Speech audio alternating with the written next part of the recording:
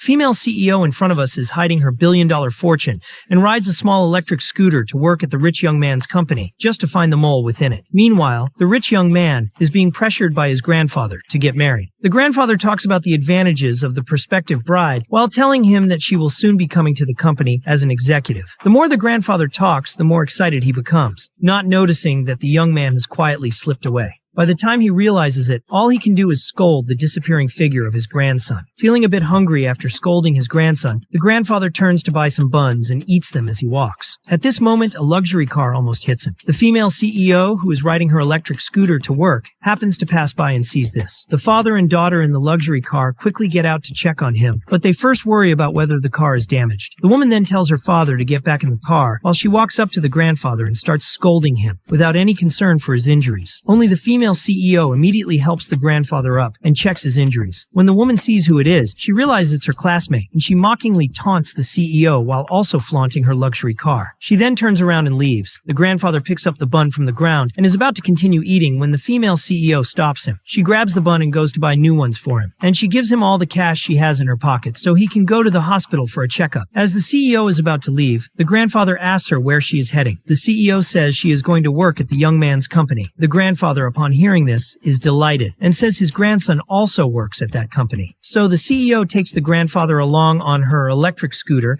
and heads to the company. At this time, a group of ill-intentioned colleagues is waiting at the company entrance. Somehow, rumors have spread that the female CEO is starting work at the company today. The CEO arrives at the company with the grandfather and the woman in the luxury car. The sycophantic colleagues, seeing their attire, mistake the woman for the new CEO. They all begin to flatter her. The grandfather also mistakes the woman for his grandson's prospective bride and feels very disappointed. The grandfather then says it's impossible for the woman to become an executive at the company, but is angrily rebuked by the sycophantic colleagues. The woman, knowing that the colleagues have mistaken her for the CEO, accepts it all out of vanity. The CEO sees what's happening and understands the situation. She doesn't expose the woman, but instead greets the colleagues in a friendly manner. The colleagues not only ignore her, but also take the opportunity to put her down. The woman continues to flaunt her brand name outfit. The CEO is speechless. The woman, surrounded by her colleagues, then walks into the company. The CEO is so angry that she yells, thinking to herself that everyone in this company must be crazy. But since she's already signed the contract, she decides to keep working. The grandfather makes up his mind that the CEO must become his granddaughter-in-law. So he pulls the CEO along to meet his grandson. With a loud shout, the grandfather drags the CEO right in front of the young man and introduces her to him. Their first meeting is extremely awkward, but the more the grandfather looks at them, the more he thinks they're a perfect match. Then he says something that leaves both of them completely stunned.